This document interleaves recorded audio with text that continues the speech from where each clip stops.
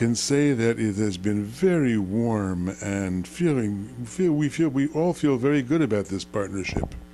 Nick Carter, the president of Andover Newton, has been as open as you can imagine. We have talked about combining various services here. We're on the same hill, so why not, for example, have our internet service together, our IT? Why not have the same grounds crew help both institutions? Those are easy. Well, how about a bookstore that would sell books from both traditions? That's pretty good.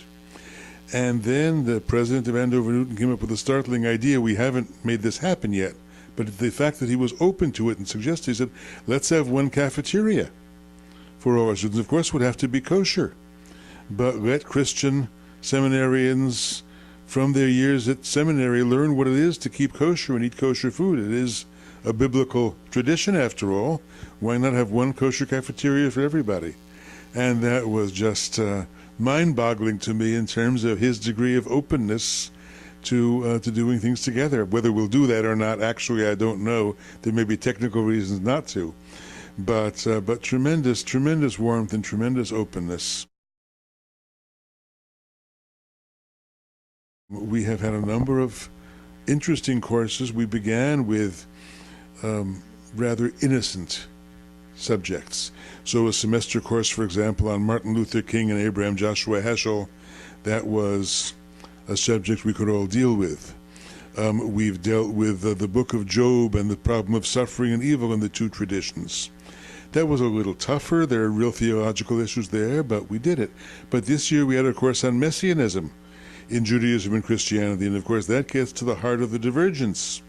And there too, our students of both institutions, had a very positive and interesting experience talking about some of the tough issues. So I think we are becoming dialogue partners who do not shy away from dealing with some of the real questions, and that's very important. And then it becomes a real accomplishment. When it's just about, this is my tradition and that's your tradition, and come have tea in my sukkah and then I'll come trim your Christmas tree, that's all very nice. But when we start getting to some of the real nitty-gritty theological issues, it's very interesting to have dialogue, and of course there are tough issues between the two traditions.